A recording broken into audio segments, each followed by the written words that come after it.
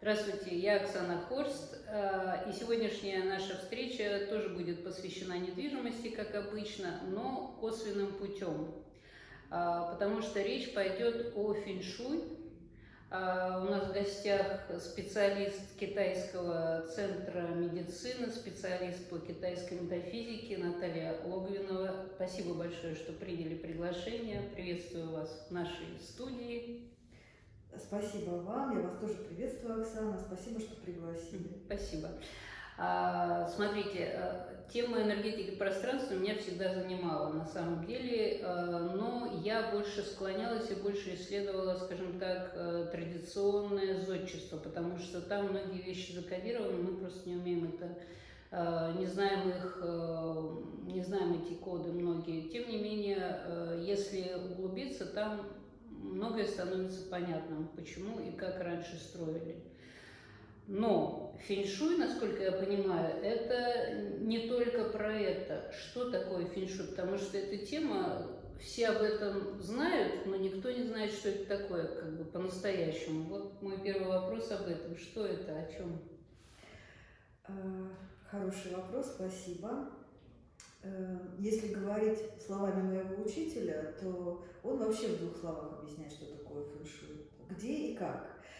На самом деле фэншуй переводится как ветер и вода, и это следование за энергией, это искусство выбора, это поиск энергии, то есть пространство все пронизано энергетическими потоками. Какие-то потоки благоприятные, то есть это как инь-янь сочетание, да, в природе, темного, светлого, теплого, холодного и так далее. Также энергетические потоки, они различаются. И в зависимости от того, за какой энергией мы следуем, что нам сейчас нужно, потому что когда в древности искали места для захоронения предков, чтобы вот потом род был захоронен и поддерживал потомков, да, они шли за одной энергией, где будет покой, где будет гармония и так далее. Если мы ищем помещение для того, чтобы оно нам генерировало деньги, какой-то бизнес, помещение для продвижения бизнес-проекта, тогда это один вид энергии. Если мы ищем помещение, где мы будем строить дом, тогда это другой вид энергии. И вот следование за этой энергией, поиск того места, где циркулирует именно данная энергия. Более того, я вам сразу скажу, в этом месте всегда будут циркулировать разные энергии. Это не значит, что вот мы нашли энергию денег, встали на золотую жилу и все, и поселились на ней. Нет, конечно же нет, там будут все виды энергии, но вот именно на этой волне еще искусство активировать те двери, которые будут генерировать деньги. То есть это на самом деле всегда спорят, это наука, это лженаука или это искусство. То есть это, конечно, безусловно, система знаний, древних знаний, основанных на многолетних, тысячелетних наблюдениях за миллионами случаев, но в то же время я считаю больше, что склоняюсь, что это искусство, потому что это интерпретация знаний, это как музыкальное произведение. Вам написал композитор ноты, но от исполнителя очень зависит, да, резонирует это с вами или нет. Так что не знаю, если ответила на ваш вопрос. Ответили достаточно, но у меня в связи с этим возникло еще больше вопросов. Для меня вот сейчас прозвучало поиск энергии. Поиск энергии. Я рациональный человек. Вот, к сожалению, не очень чувствительный к энергиям. Я больше про логику. Если это система шансов, то система знаний, если там шанс человеку, который не чувствителен, вот как-то эти энергии выбирать правильно, или это недоступно? Насколько вообще эти знания доступны или недоступны обычным смертным, вот как, например, я? Ну, начнем с того, что эти знания тысячелетия в принципе были закрыты от обычных смертных. То есть они же применялись только для поддержки императоров, королей, да, но мы же знаем, даже в Чехии Карл IV, очень прогрессивный король, ведь он же тоже пользовался услугами астрономов, даже, они даже считали вот, час закладки первого камня при строительстве Карлова моста, то есть по Поэтому это в принципе знания никогда не были доступны. И сейчас в нашем веке, в наше время, последние, наверное, 50 лет, когда эти знания стали популяризировать, это, как всегда, и хорошо, и плохо. Нам иногда кажется, что, ну, в принципе, даже основы китайской медицины, очень много сейчас дается вот этих вот знаний, связь, характеристики элементов, да, как они влияют друг на друга, как сезоны, там, перетекает энергия в сезонах. Но это же совсем не значит, что вы сейчас можете, вот, послушав вот эти вот семинары какие-то по 5 элементам, начать себе ставить диагнозы, лечить, чтобы, например, даже пульсовой диагностике научиться. Это же тысячи пульсов надо слушать. То есть вот мы когда-то сотрудничали с одним специалистом по китайской медицине, проводили много обучений для врачей, которые интересовались китайской медициной, для западных врачей. И мы ему говорим: а проведите нам, пожалуйста, есть большой интерес к пульсовой диагностике. И он мне сказал: если вы мне способны каждый день организовать 100 новых пульсов для вот этих вот, для практики людей, которые будут получать. Но мы подумали, за сколько дней мы выберем вообще все население Праги, понимаете? То есть это на самом деле, это знания не настолько доступны. Поэтому, с одной стороны, хорошо, что есть хоть какая-то информация о том, что пространство влияет, и люди начинают об этом задумываться. Это хорошая идея. Но это так же, как, понимаете, вы купите сейчас зубную щетку, которая там с лазером вам камни чистит и так далее, но это же совсем не значит, что не надо ходить к доктору и заниматься профессиональной заботой о здоровье зубов, понимаете? То есть, наверное, каждый должен заниматься своим делом. Но то, что вообще эти знания как-то открываются, и люди... Должен ли быть человек чувствительным или достаточно только рациональных знаний? Я думаю, что любой человек, который погружается в эти знания, становится чувствительным. Если не становится, уходит. Тут невозможно остаться вот в метафизике и не стать чувствительным, потому что это не только вот какие-то практические знания, вернее, теоретические знания, но это еще и практический стиль жизни. То есть ты всегда слушаешь, где энергия. Это делает тебя другим человеком, на самом деле. Очень интересно. Слушаю, где энергия, для меня это вообще просто, не знаю, божественное какое-то определение. Слушать, где энергия. Тренировка. Помедитируйте несколько времени, и вы точно так же начнете чувствовать все вибрации. Ну, наверное, да. Я просто этим никогда серьезно не занималась. Я всегда со стороны смотрела. Но раз уж вы приняли мое приглашение, я, конечно, вас поспрашиваю об этом. А давно занимаетесь? Сколько вообще вот, ну, прежде чем человек вообще во все это погрузиться, скажем так, сколько нужно времени вообще, в каких горизонтах мы? Ну, смотрите, жизнь – это путь, и у меня такой интересный достаточно получился путь в китайскую метафизику. Все началось с проблем со здоровьем, чуть-чуть за 30, когда мне было, то есть, в общем, 20 лет назад, можно сказать, у меня начались проблемы со здоровьем, которые мне предлагали классический путь, это операция. В общем-то, это не хорошо, не плохо. Но в то время уже достаточно, тем более, что я из Сибири, и там связь с Азией, она в любом случае гораздо больше, чем, например, в европейской части России. И уже достаточно много было каких-то центров китайской медицины, китайцев работающих. И мы решили вот послушать. Это было даже больше, наверное, как сказать, такой именно рациональный подход. Вот есть проблема, и мы ее решаем, да, то есть есть вариант сделать операцию, есть вариант там еще какой-то, и есть альтернативный вариант, и мы послушаем мнение вот альтернативных. Ну, это тогда мне казалось, что это альтернативный. То есть вот этот вот спор, что более традиционно, какая медицина более традиционна, да, это тоже игра слов, игра понятий.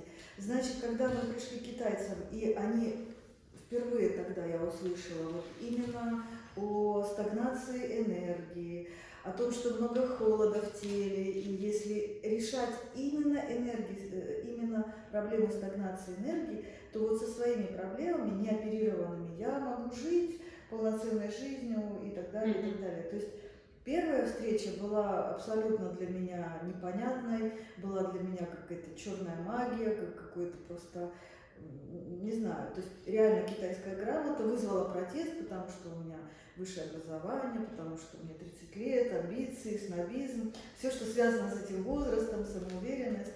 И плюс, конечно же, в 30 лет хочется вот дайте мне волшебную пилюлю, вот сегодня болит, завтра я проснулась, не болит, все, я здорова и так далее, и активно. Поэтому вот этот путь, который мне предлагали, начинать делать гимнастики, в общем, научиться отдыхать, научиться снимать напряжение, но это все было просто каким-то, мне казалось тогда неприменимым в жизни абсолютно, и ну вот какой-то точно абракадаброй.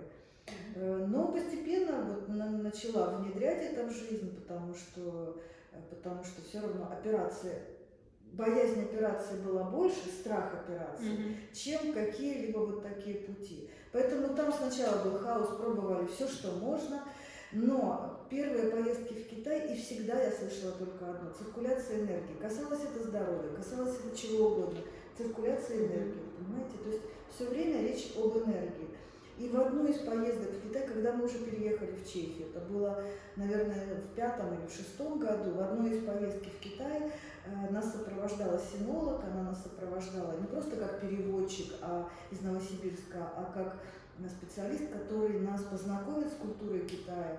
И мы еще, уже живя в Праге, хотели заниматься профессиональной косметологией. Мы несколько лет возили профессиональную косметику сюда на рынок. И мы поэтому полетели на юг Китая, в Гуанчжоу, на косметическую фабрику, крупная фабрика, которая производит косметические средства. И я тогда, вот это было прям первое, очень конкретное мое знакомство, когда директор фабрики, она сказала: там, привет, синологу, мы тебя так ждали, потому что когда ты последний раз посадила наших менеджеров, у нас тут вот несколько лет все было хорошо, процветание, сейчас мы расширились, мы достроили еще одно крыло, мы приняли на работу еще новых людей, они все ругаются между собой, значит, все как-то у нас вот сейчас не очень хорошо, и у нас началась стагнация. Она говорит: не волнуйся, все, я, значит, провожу гостей, и мы поработаем, все исправим, все наладим. И я тогда задумалась, думаю, так, все, что происходит, это реальный сюрреализм какой-то, то есть ну, просто вообще не для моего понимания было тогда, но тем не менее, я же в любом случае молодая женщина, которой все любопытно. И, конечно же, вот потом всю оставшуюся часть поездки я ее пытала, я, конечно же, попросила ее сделать мне консультацию или разбор, анализ моей карты базы, моего ребенка. К сожалению, все, что она мне говорила, я не записывала, потому что это казалось мне все, что она говорила, нереальным, просто нереальным. Во-первых, надо понимать, она восточная женщина по национальности, китаевед, и она говорила очень, как сказать, по-восточному. Понимаете, тут эти знания, они должны прийти вовремя, и они всегда, ты понимаешь из этих знаний только то, что ты сегодня слышишь. То есть в 30 лет я слышала одно, в 50 ты слышишь уже другую глубину. Поэтому я не придала им большого значения, но все, что я вспоминаю из услышанного, ну, конечно, да, это все правда, имеет место быть. Я знаю, что вы часто едете в Китай. Насколько я понимаю, это все связано с вашей вот деятельностью и вашим китайским центром, которым вы руководите. Можете рассказать побольше об этом всем, потому что, ну, не знаю, как другие, я с этим очень мало соприкасаюсь, и поэтому мне интересно, о чем это? Ну, конечно же, мои поездки в Китай не были связаны с метафизикой, это совершенно точно. То, что мне китайская медицина помогла, открыла новый путь для здоровья, для понимания здоровья, да, Вот что такое профилактика?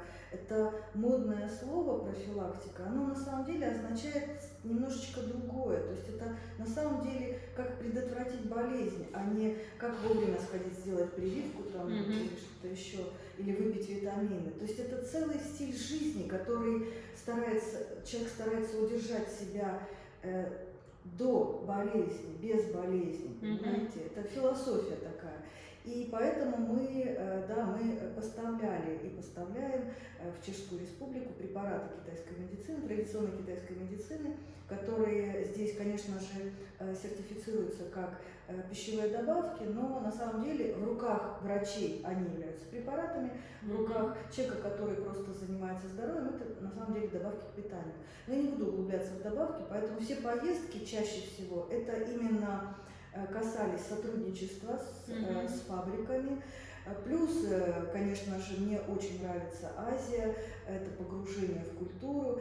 Но я уже сказала, я из Сибири, и даже первые школьные поездки у нас были, между прочим, в Душанбе, в Ташкент, Алма-Ата, плюс в студенческие годы я увлекалась горами, потому что рядом Алтай. То есть вот Азия и вот это вот соприкосновение с немножко другими людьми, другими религиями, это как-то вот все родом из молодости, да, поэтому это так очень естественно здесь получилось. И с метафизикой тоже вот в процессе вот этих поездок всегда мы старались найти интересных специалистов в области медицины, и чаще всего вот все врачи китайской медицины, даже имеющие западное образование, они в любом случае все, то есть основа китайской медицины это питание, это движение и это психосоматика, да? То есть это в любом случае все, даже специалисты по китайской медицине обязательно знают специалистов, которые занимаются тайцзи-цюань гимнастиками, цигун, да, или чигун.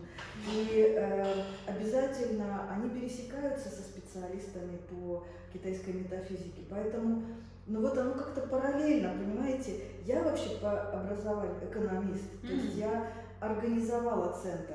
И я всегда старалась привлечь специалистов из разных отраслей в центре. То есть нельзя решить физическое тело, не решив человеку эмоции, психику, да? Нельзя решить эмоции, не помогая решить человеку финансовую составляющую. То есть если человек материально не может реализоваться, ну, ему не до здоровья, ему не до пестования здоровья, не до профилактики.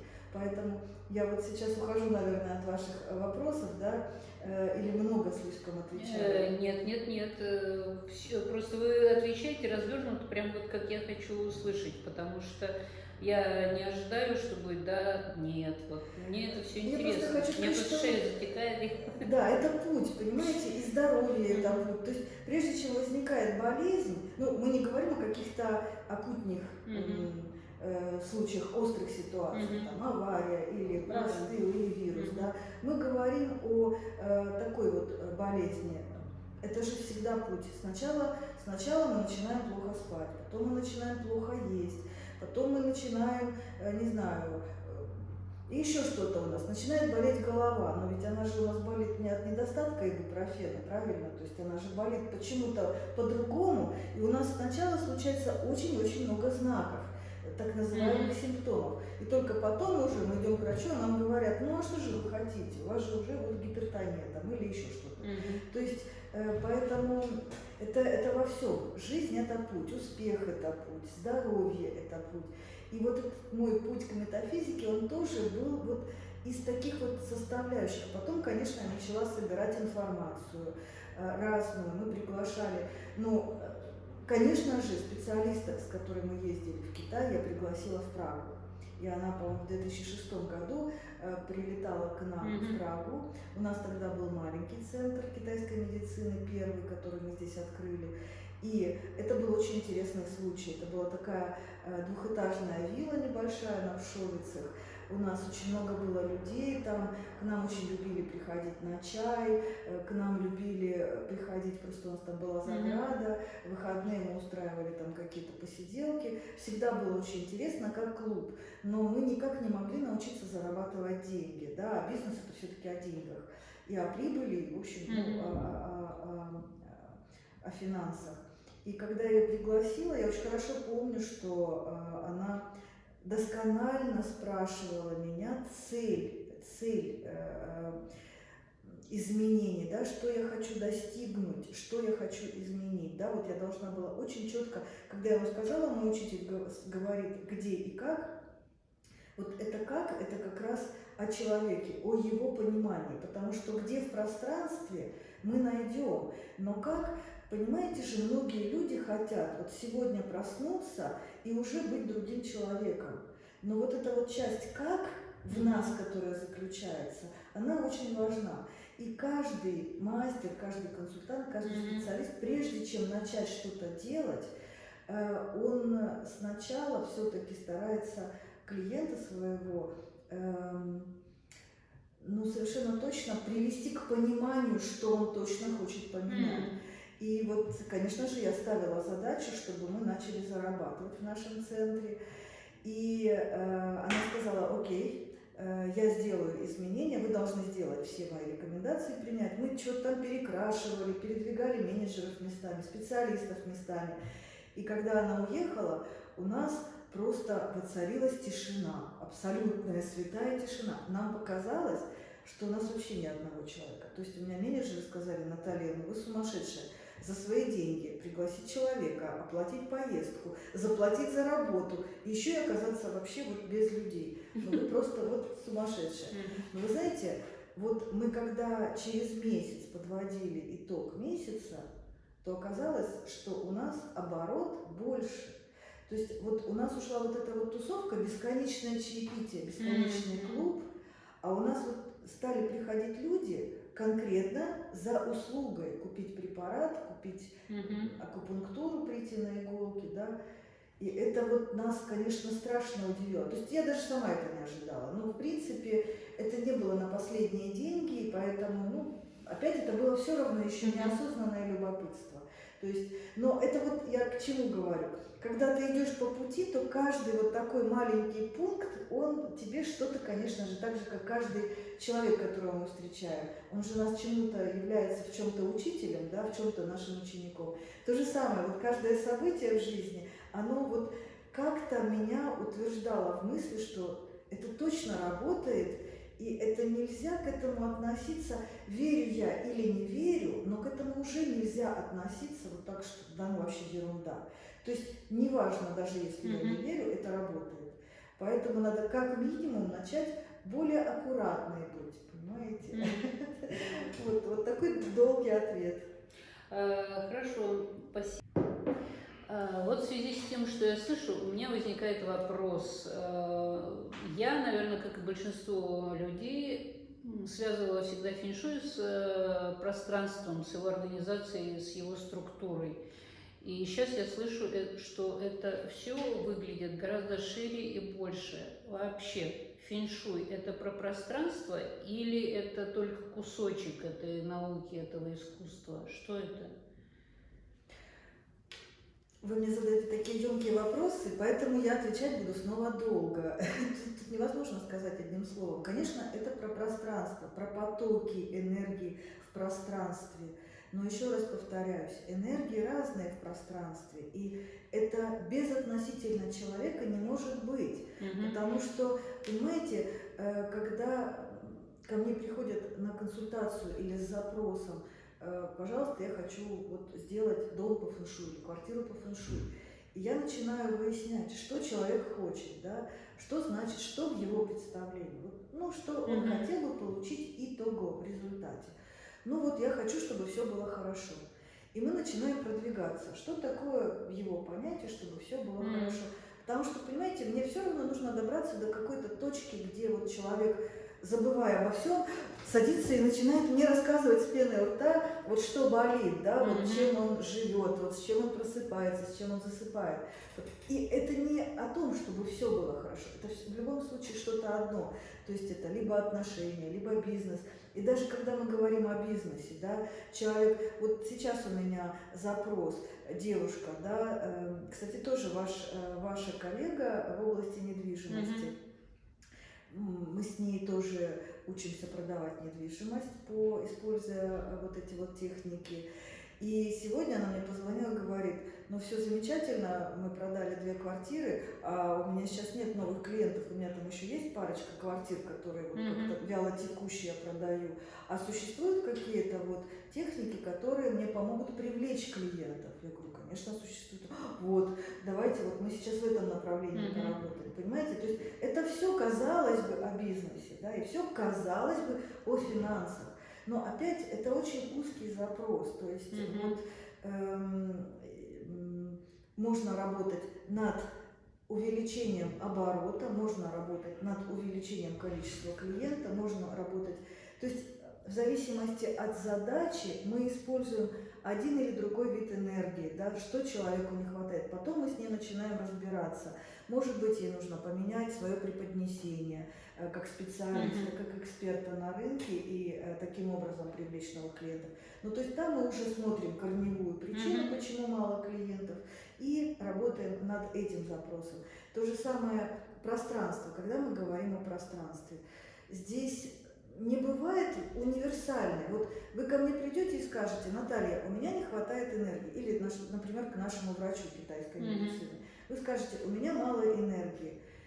И поверьте мне, не существует волшебной пилюли, которая вам поможет поднять уровень энергии. Она посмотрит и скажет, так, перегружена, допустим, печень, да, то есть после зимы или от длительного стресса или еще чего-то, она найдет корневую причину, а все остальные органы, потому что печень отвечает за циркуляцию энергии, это значит, лучше циркулирует энергия, лучше циркулирует кровь, лимфа, то есть все остальные органы, когда вы усиливаете, укрепляете печень, помогаете ей набрать энергию, выровнять, сбалансировать энергию, соответственно, все остальные органы, которые связаны с печенью, они тоже выравниваются. То же самое здесь. Если мы выравниваем, если у человека точка боли финансы, и мы выравниваем поток финансов, да, значит, он чувствует себя более уверенно, он может уже заняться своим ресурсным состоянием, он начинает заниматься своим здоровьем или своим отдыхом, он начинает заниматься отношениями. То есть, понимаете, здесь я не могу сказать, что есть универсальное пространство, куда человек придет, и все, он богатый, счастливый, молодой, здоровый, бессмертный и так далее, успешный. Или есть помещение, которое тебя просто вот убьет или ослабит полностью, да, всегда есть какой-то основной аспект, который является в данный момент точкой боли или, я не знаю, точкой интереса или вот каким-то таким приоритетом, который человек решает, и уже дальше мы разбираемся со всем остальным. А если живет семья, там муж про одно, жена про другое, каким образом организуется пространство или решаются вопросы? Или кто к вам первый пришел? Как это вот во взаимодействии семейных отношений? Ну, в семье, конечно же, в семье распределяются роли, в разных семьях по-разному. И есть семьи, где мужчина зарабатывает деньги, и делается это под того, кто зарабатывает. Есть семьи, где женщина зарабатывает, и мы делаем под нее. Это не значит, что все остальные просто неважно вообще, как они себя чувствуют в этом пространстве. Конечно же, все равно это не идет в ущерб кому-то. Но под одного человека, под его задачи, конечно, да. Хотела спросить, я думаю, что большинство ждет этого вопроса, и мне было бы интересно, но я не уверена, что я услышу то, что хотела бы услышать, вот в связи с тем, что вы сейчас говорили. Опять же, применительно к пространству, не будем брать вообще все, применительно к пространству, к дому, к объекту, к жилью, возьмем жилье. Если какие-то заранее ну, не то чтобы гарантированно, но прогнозируемо хорошие положительные качества у пространства, у жилья, его расположение или что угодно, и заранее известные негативные, то есть чтобы можно было понять, вот в этом месте я могу купить там дом, а в этом я точно не могу. Или такого не существует, и все можно корректировать, как вот это работает? Ну, конечно, есть. Это естественно. Расскажите есть, нам, да. потому что я думаю, что это всем будет очень интересно. Ну, смотрите, ну, во-первых, существует энергетика районов. Это, безусловно, микрорайонов, районов и так далее. Это очень интересно. Ну, вот сейчас вы ответили на многие мои сомнения и вопросы просто одним предложением. Смотрите, Оксана, если вы строите дом рядом с крематорием, ну, то есть, ну, надо же понимать, сколько там накоплено вот этой вот энергии скорби, горя. Это же вибрации. Причем, если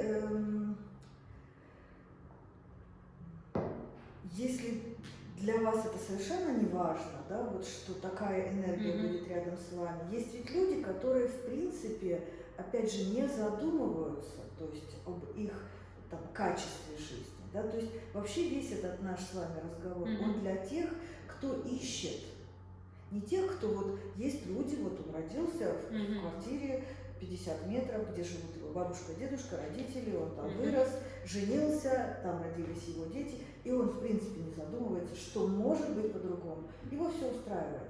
И такие люди, такая категория людей есть и имеет право быть, и мы не решаем, хорошо это или плохо. Понимаете, в принципе, я же сказала, это искусство поиска, да, то есть фэн-шуй это о поиске и, соответственно, о людях, которые ищут другое качество, другие энергии, другие эмоции, другие чувства, другой уровень жизни или здоровья и так далее. И вот для них, конечно же, это будет важно и это будет чувствительно.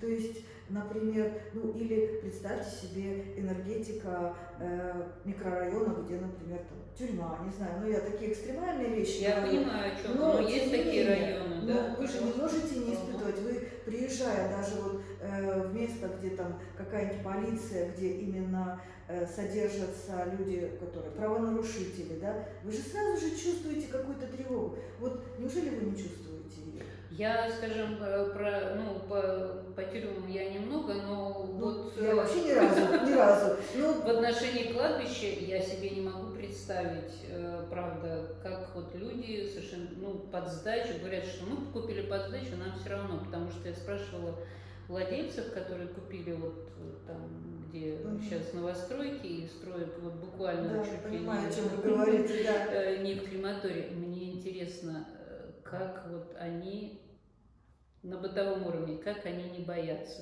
Вот это мне...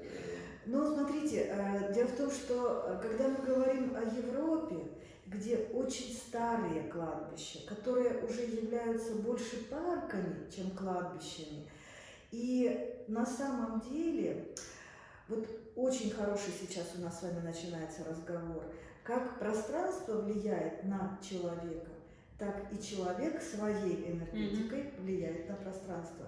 И если это на самом деле очень старое кладбище, которое стало местом, например, прогулок, да, потому что оно красивое, оно ухоженное, уже там потомки этих людей, которые там захоронены, может быть, вообще не существуют, потому что семьи как-то там омолодились и нет связи, да. И на самом деле кладбище трансформируется вот именно в какой-то сквер или парк, просто такой ухоженный и более спокойное место, где уже появляются какие-то такие там скамейки для отдыха, зоны для отдыха, красивые клумбы там и красивые деревья, да. Тогда люди туда ходят именно за тишиной, за покоем и тоже приносят туда энергию вот какой-то радости, какой-то релаксации. То есть здесь тоже, понимаете, если это молодое кладбище, где каждый день новые захоронения, новые слезы, новая скорбь, новое горе, понимаете, это одни эмоции, одни вибрации. То есть здесь немножечко нельзя как бы все кладбища под одну гребенку, но, например, конечно же, в Берлине, где из окна отеля я выглянула, я всю ночь не спала. Потом я выглядываю, там это еврейское кладбище. кладбище, знаете, в центре Берлина. Не знаю, но... И, конечно, я поняла, почему я всю ночь не спала, и что со мной было не так, почему у меня была какая-то такая тревога странная. То есть, когда я увидела эти плиты, огромная территория. То есть, ну вы в начале разговора мне сказали, что вы не чувствуете энергии, правильно я помню или нет? Поэтому об энергетике микрорайонов и вообще районов, городов, это такой хороший вопрос, потому что, смотрите, вы правильно сказали, можно сделать квартиру оазисом, просто потрясающе ее оформить, дизайнерски и так далее. Но если в целом энергетика микрорайона, которая не даст. Есть законы, как выбирать жилье, но это уже знания, которые надо получать не за один разговор, не за одно интервью. Хорошо, но вот мы о негативном мы поговорили, о негативном влиянии. Есть ли что-то такое заведомо положительное влияние? Вот что хотелось бы иметь вблизи, скажем так? Что хотелось бы иметь вблизи? Ну, всегда очень хорошо, если это просто красивый микрорайон, когда есть природа обязательно. А всегда очень хорошо, когда это доступно. То есть даже если ваш объект находится где-то во дворах, что здесь в Европе очень часто, в общем-то, применяется, но тем не менее человек должен уметь найти этот объект. Если это очень сложно найти человеку, то это очень сложно найти и энергию, понимаете? То есть вот объект должен быть в зоне какой-то такой логичного поиска, логичного нахождения. Что еще из позитивного должно быть? Ну, конечно же, много света, то есть это тоже хорошо, потому что энергия это через окна, это через двери, это что еще хорошо? Конечно же, плохо, если, например, какие-то очень агрессивные строения рядом направлены, там какие-то острые углы. Мы, конечно же, в Европе, например, там в Малайзии, в Сингапуре, если стоит банк и вдруг построили здание, которое агрессивно имеет агрессивные формы, да, и обороты у банка падают, и будет доказано, что после постройки вот этого агрессивного здания, то можно даже снести это здание. Или здесь таких традиций нет, да. Но тем не менее не очень хорошо, если на вас там вот какие-то направленные. И это, кстати, и в помещении тоже вот есть любители каких-то таких современных форм, но, например, я не очень рекомендую, чтобы над постелью у вас висела люстра там, с такими, знаете, острыми, такими, ну, как минимум, да. Поэтому все, что излучает агрессию какую-то, да, острые формы, или какие-то такие очень темные цвета, или темные какие-то полуразрушенные руины, вот все, что несет в себе разруху, агрессию, это не очень благоприятно. Вот. Что касается дорог или рек, таких очень активных рядом магистралей, вот там, где движение, это очень мощный инструмент, который может как быстро вас обогатить, так и быстро вас, как сказать, разорить, да, потому что в зависимости от того, с какой стороны находится вот этот вот магистраль и вот этот поток энергии, поток движения, но это уже вот такие вот формулы, которые... Там уже, да, действительно, формулы. А внутри пространства вы немножко сказали, много света, поменьше темных, поменьше острых вещей. Тем не менее, вот эти вот пресловутые черепашки с монетками, вот эти вот, это правда? Ой. Или что? Хороший вопрос. Вы знаете, я могу сказать, что вы вот такую черепашку можете сделать из этой своей ручки. Да? Вот вы берете и говорите себе такую аффирмацию. Вот когда я пишу этой ручкой в своем блокноте, тогда все мои сделки будут заканчиваться очень успешно и так далее. Почему я этого не знала раньше? Почему я этого не знала? Дайте мою ручку. Считайте, что я вам ее уже наколдовала. Вот да. Смотрите, с другой стороны, я была в квартире буквально, не знаю, наверное, года полтора назад. Это было еще до пандемии, потому что я еще летала к клиентам. У меня был запрос, значит, квартиру. Мгм. Изменить квартиру, потому что вот, значит, человек хотел поменять работу, он никак не мог продвинуться в статусе там, и так далее. То есть он не бизнесмен, но вот последний возраст перед ростом карьеры. Вот занимает руководящую должность, Мгм. остаток жизни уже чувствует себя вот, именно реализованным. Вот последний шаг. И жена уговорила его: давай сделаем фэн-шуй, давай пригласим мастера, консультанта, специалиста.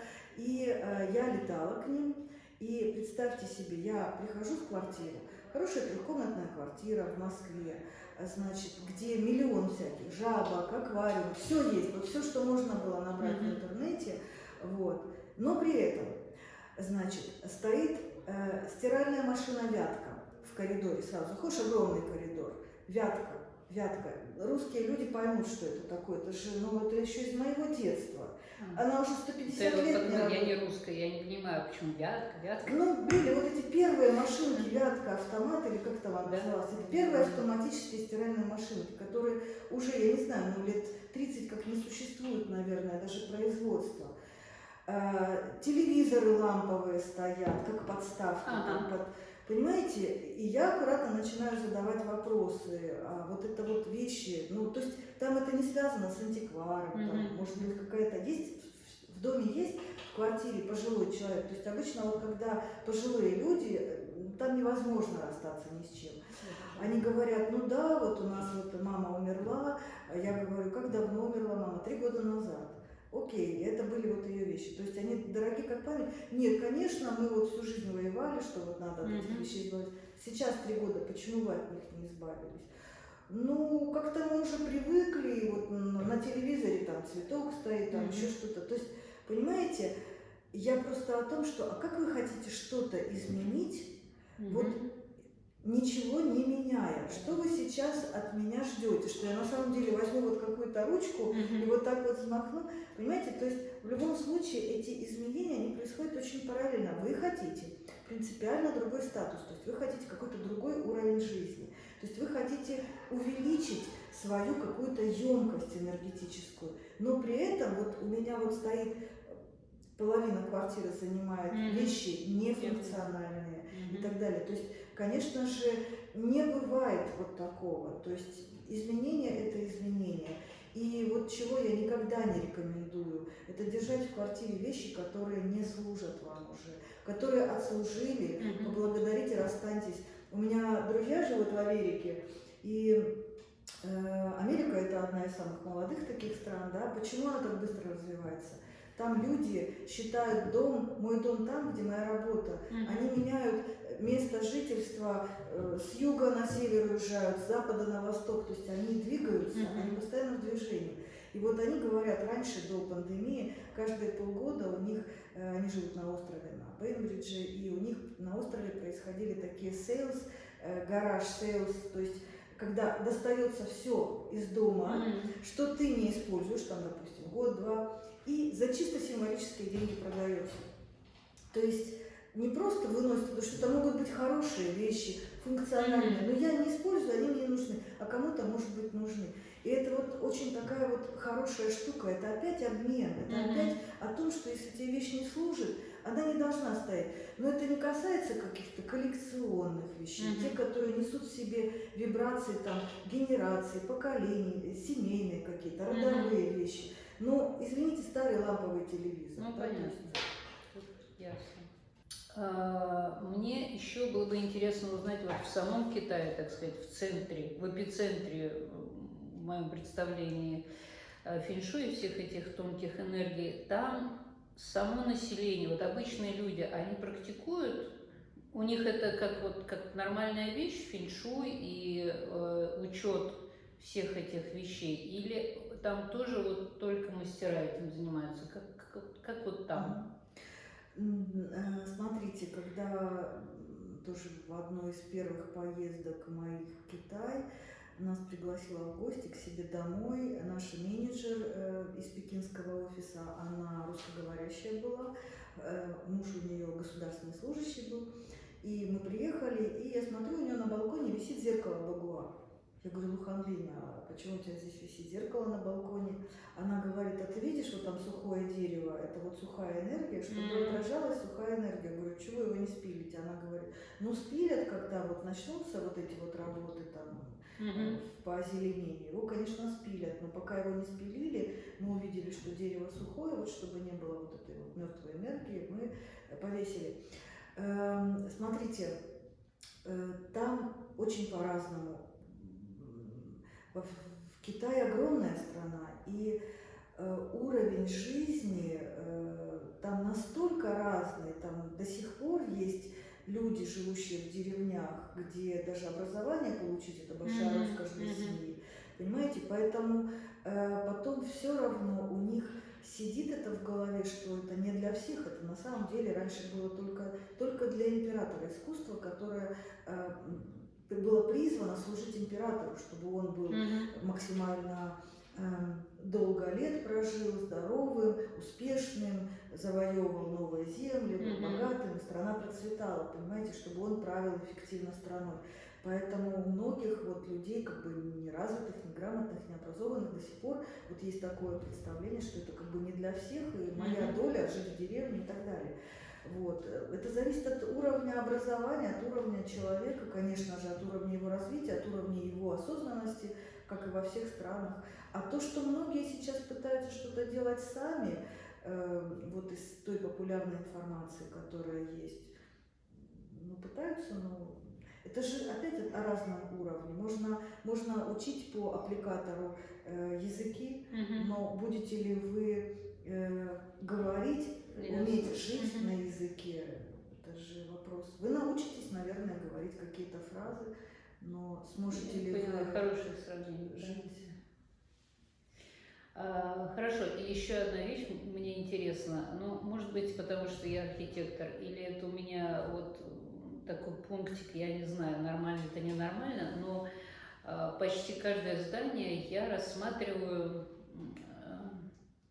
ну, не то чтобы я вижу в нем человека, но вот я вижу его как личность или безличность.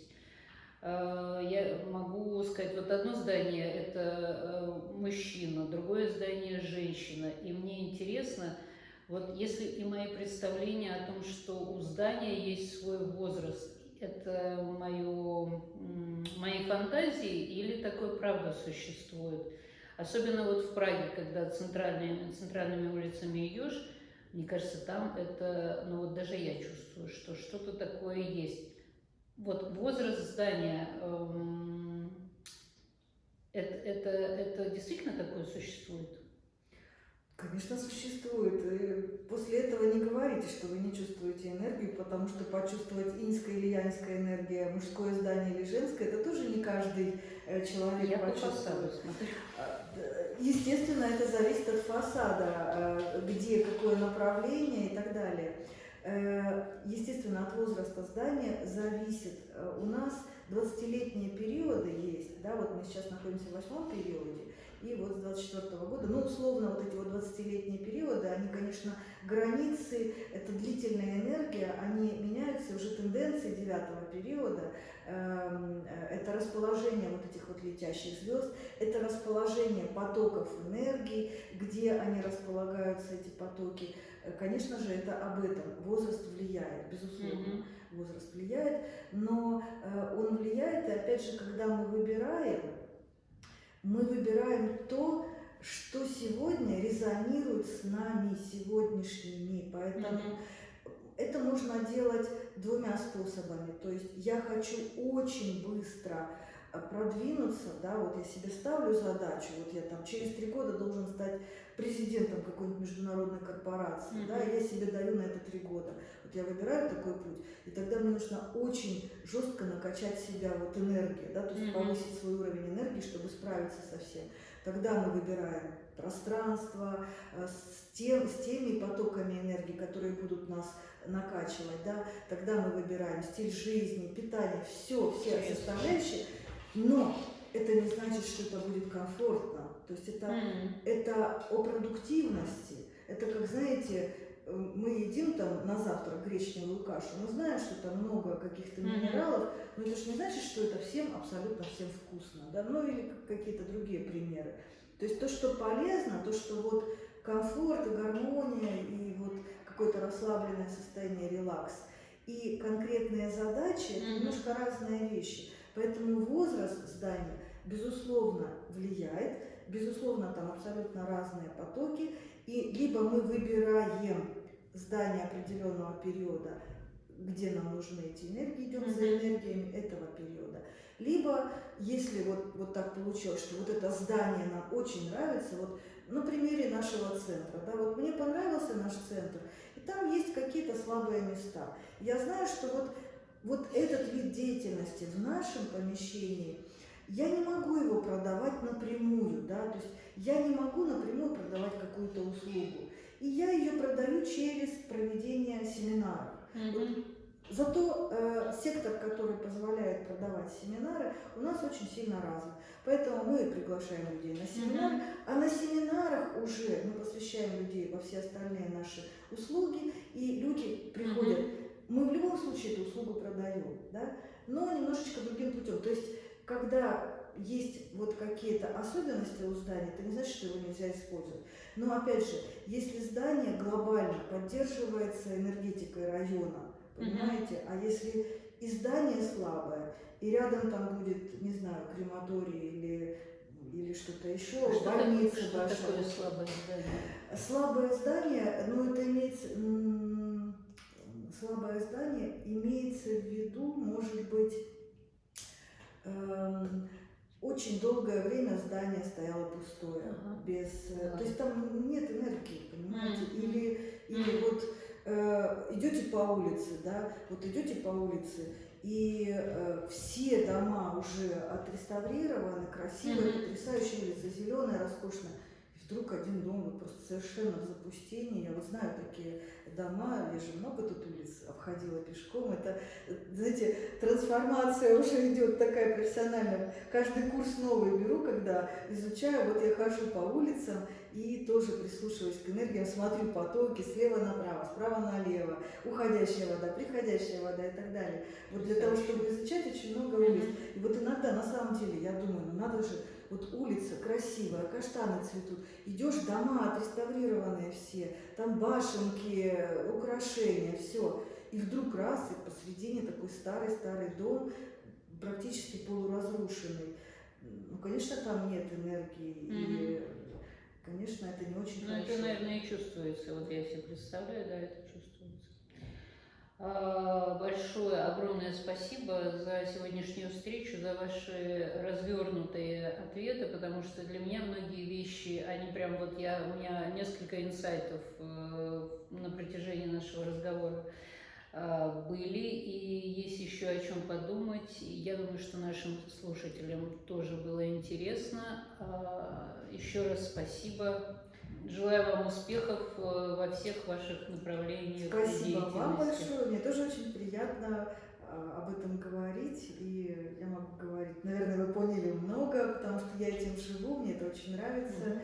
Так что спасибо вам за приглашение. Я очень надеюсь, что что-то полезное от меня сегодня услышали. Много. Спасибо. Много, может быть, будет вторая серия, если я дорасту до каких-то следующих вопросов. Вот. Мне тоже очень приятно с вами. Я, кстати, вот столкнулась сейчас с вашей работой в процессе. Да, мне тоже приятно с вами работать. Я тоже хочу вам взаимно сказать много приятных слов, потому что чувствуется профессионализм, профессиональный подход, деликатный подход к клиенту. То есть это всегда очень радует. Спасибо. Очень приятно. Стараемся. Сегодня наша встреча была очень объемная и содержательная. У нас в гостях была Наталья Логвинова, специалист китайской метафизики и директор оздоровительного китайского центра здесь, в Праге. Под видео или над видео, рядом с видео будут контакты на Наталью. Для меня это общение было очень-очень полезным. Я думаю, что любой, кто соприкоснется со всем этим или обратиться к Наталье, думаю, тоже будет в такой эйфории, да, вот то, что я сейчас испытываю, потому что действительно здесь мы коснулись неожиданно для меня многих философских вещей, таких мирообразующих, и потрясающе, это потрясающе. Это больше, чем вот как фэншуй, как раньше я думала, что такое фэншуй. Надеюсь, эта мысль, она дошла и до наших слушателей. Всё, спасибо. Пока.